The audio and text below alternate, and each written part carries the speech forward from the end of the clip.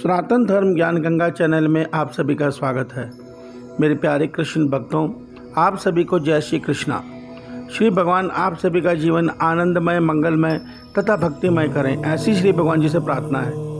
मेरे प्यारे कृष्ण भक्तों, सनातन धर्म ज्ञान गंगा चैनल में इस वक्त हम लोग श्रीमद् भगवत गीता ज्ञान हिंदी सरल रूप समझ रहे हैं, जिसके तहत हम अध्याय 2 के श्लोक 41 तक समझ चुके हैं। आज हम उससे आगे अध्याय 2 के ही श्लोक 42, 43 और 44 को सरल रूप में समझने का प्रयास करते हैं। जय श्री कृष्णा। मेरे प्यारे कृष्ण भक्तों, अध्याय 2 के श्लोक 41 में श्री भगवान जी ने हमें यह गूढ़ रहस्य समझाया है कि कर्म योग के पथ पर चलते हुए मनुष्य जब कर्म योग से सिद्धि तक पहुंचना होता है तो ऐसे मनुष्य की बुद्धि एक निश्चय वाली होती है, अर्थात तो उसका एक ही निश्चय होता है कि मुझे ये मानव तन बहुत मुश्किल से मिला है, मैं इस तन से अपने ईश्वर को अवश्य पाऊंगा। मित्रों, हर मनुष्य ज्ञान के द्वारा ईश्वर को नहीं पा सकता, क्योंकि ज्ञान बहुत दुर्लभ चीज़ है। हर मनुष्य ज्ञान को नहीं समझ सकता, मगर कर्मयोग वो विधि है जिसमें हर मनुष्य इस विधि को अपना सकता है। इसके अंदर कोई विशेष पूजा या भक्ति अर्चना नहीं है, इसके अंदर केवल मन के भाव को निष्काम करना होता है। तो भगवान ये कहना चाहते हैं कि जो कर्मयोगी होता है उसका एक ही निश्चय होता है कि मुझे अपने ईश्वर को पाना है, और उसको पाने के लिए मैं इस संसार से, इस शरीर से, इस संसार की सेवा करूंगा और अपने मन से अपने ईश्वर को याद करूंगा। मगर इसके विपरीत जो संसारिक मनुष्य है, जो संसार के विषय भोगों में फंसा हुआ है, उसकी बुद्धि अनेकों भेद वाली होती है। अर्थात उस मनुष्य को जहाँ लाभ नज़र आता है, जहाँ सुख नज़र आता है, वो उसी के पीछे भागना आरंभ कर देता है, उसी को पाने के प्रयास में कर्म करने लग जाता है। तो जीवन के शुरू से अंत तक उस मनुष्य आप ना जाने कितने विषयों की तरफ भागता है, दौड़ता है, अंत में कुछ हासिल नहीं होता।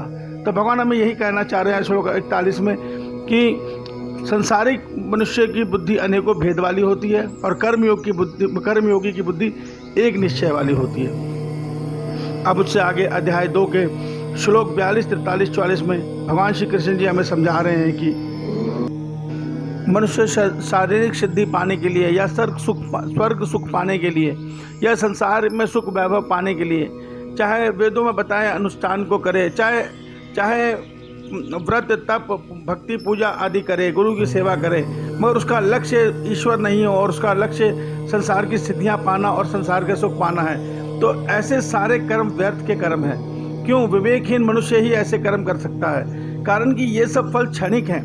इनके जो पुण्य फल मिलते हैं, मान लीजिए हमने स्वर्ग के सुख पा लिया, हमने देवता का पद पा लिया, मगर वो पद भी हमें पुण्य खत्म होने के बाद त्यागना पड़ता है, छोड़ना पड़ता है। इससे हमारा जन्म मरण चक्र नहीं टूट पाता।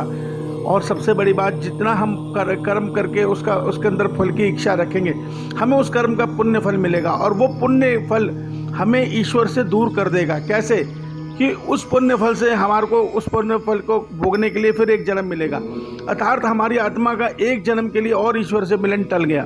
तो भगवान इसलिए ऐसे कर्मों को विवेकहीन कर्म बता रहे हैं, और भगवान बता रहे हैं कि जब तक मनुष्य फल इच्छा से यह सब कर्म करेगा, तब तक मनुष्य ईश्वर में सच्ची भक्ति और अन्य भक्ति, जो भक्ति मीरा माँ की थी या जो भक्ति गुरु नानक देव जी की थी, उस भक्ति के स्तर तक कभी नहीं पहुँच पाएगा। मेरे प्यारे कृष्ण भक्तों, 1,84 चक्र भोगने के बाद यह मनुष्य तन मिलता है। केवल यह मनुष्य तन से ही मनुष्य को ईश्वर की प्राप्ति कर सकता है। मित्रों, ईश्वर की प्राप्ति क्यों करनी है? देखिए, हमारी आत्मा जिसका घर परम धाम था, वो आत्मा यहाँ भिन्न भिन्न शरीर लेकर 60-70 सालों के लिए अलग अलग शरीरों में उनको चेतन शक्ति देती हुई यहाँ फंसी हुई है मृत्यु लोक में। तो भगवान कहते हैं इसी चक्र को तोड़ने का उपाय ही कर्म योग और सांख्य योग है। मगर हम कर्म योग और सांख्य योग तो जानते नहीं, हम तो एक सत्य जानते हैं कि हम भक्ति करेंगे, हम वेद वर्णित कर्म करेंगे और पुण्य कर्म करेंगे तो हमें लाभ मिलेगा, हमें पुण्य मिलेगा, हमें सुख मिलेगा। मित्रों, सुख क्षणिक होता है, इस शरीर के लिए होता है। हम शरीर नहीं है, हम आत्मा है। इस रहस्य को समझा रहे हैं भगवान कि आप शरीर के लिए मत सोचो, इस शरीर के से ऐसे कर्म करो कि जिससे आप आसानी से ईश्वर तक पहुंच पाओ। तो उसका एक ही उपाय भगवान ने बताया है कि शरीर से कर्मयोगी बन जाओ, मन से सांख्ययोगी बन जाओ। अर्थात इस शरीर को मेरे संसार की सेवा में झोंक दो, अपना लाभ हानि तुम्हारी आत्मा हो, तुम्हारा लाभ हानि एक ही है कि तुम्हारी आत्मा का तुम्हारे परमात्मा से मिलन हो जाए। यही परमानंद है, यही सच्चा लक्ष्य है। तो इसको पाने के लिए हमें इस शरीर से इन संसार की सेवा कर्मयोगी बन के करनी होगी। इससे क्या होगा? इससे हमारा मन विरक्त होगा और विरक्त मन ही ईश्वर तक पहुंच सकता है। अन्यथा जब तक मन विरक्त नहीं होगा, संसार में भ्रमण करेगा, संसार में भटकेगा, तो इसको जो चीज़ भाएगी ये उसके पीछे भागने लग जाएगा। कहाँ ईश्वर में मन स्थिर हो पाएगा? आपको मेरी बात पर विश्वास नहीं है? आज आप एकांत में बैठ के 10 मिनट ईश्वर में मन स्थिर करके दिखा दो, ये मन स्थिर नहीं होगा। ये मन वहाँ से भाग के कहीं और चला जाएगा। आप बार बार लाओगे, ये मन बार बार यहाँ से भटक जाएगा। तो मित्रों, इसका ही उपाय है कर्मयोग। कर्मयोग से जब हम निष्काम भाव से सेवा करते हैं तो हमें आत्मशुद्धि मिलती है। हमारा मन धीरे धीरे संसार से विरक्त होता है, और जब मन संसार से विरक्त हो जाता है अर्थात शून्य हो जाता है, उस शून्य मन को आसानी से ईश्वर से जोड़ा जा सकता है। यही भेद है जो भगवान हमें इतने विस्तार से समझाने में लगे हैं कि इस मन को संसार से विरक्त करके हमें ईश्वर में स्थिर करना है। वो तब तक नहीं होगा जब हम कर्मयोगी बन के इस मन को शुद्ध नहीं कर लेंगे, संसार से विरक्त नहीं कर लेंगे। जब हम विरक्त कर लेंगे, ये मन आसानी से ईश्वर से जुड़ जाएगा। और ऐसा नहीं है कि तब सुख नहीं है, तब सुख से भी ऊपर, कहीं ऊपर परमानंद है, और वो सदैव के लिए है।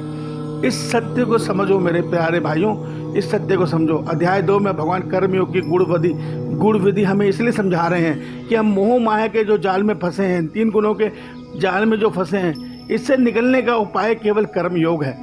इसलिए कर्मयोग को समझो। आगे आने वाले श्लोकों में भगवान कर्मयोग के और गुण रहस्य में बताने वाले हैं। जय श्री कृष्णा। जिसको आप बड़े ध्यान से सुन के अपने जीवन में मनन करो, कर्मयोगी बनो, कर्मयोगी से सांख्योगी बनो, फिर अपने धाम परम धाम को लौटकर अपने ईश्वर से मिलन करो। यही हमारे मनुष्य तन का लक्ष्य है, यही हमारे मनुष्य तन की अंतिम अभिलाषा है, यही हमारा अंतिम प्रयास है। जय श्री कृष्णा। श्री भगवान आप सभी को आनंदमय मंगलमय जीवन प्रदान करें। जय श्री कृष्णा।